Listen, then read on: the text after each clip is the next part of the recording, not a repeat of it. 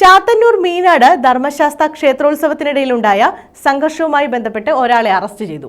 മീനാട് വടക്കേഭാഗം സ്വദേശിയും നിലവിൽ ചാത്തന്നൂർ ഉളിയനാട് താമസിക്കുന്ന ആളുമായ വൈശാഖാണ് അറസ്റ്റിലായത്. സംഘർഷത്തിൽ 3 പേർക്ക് പരിക്കേറ്റിരുന്നു. മീനാട് ജോയി ഭവനിൽ 42 വയസ്സുള്ള ജോഷിനാണ് കുത്തേറ്റത്.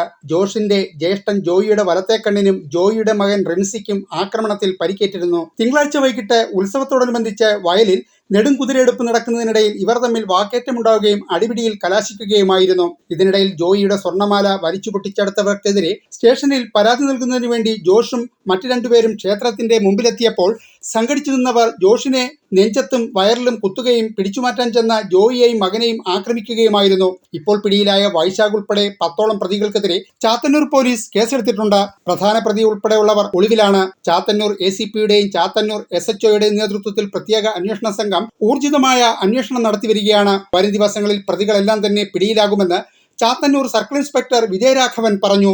News bureau, Kottiyam.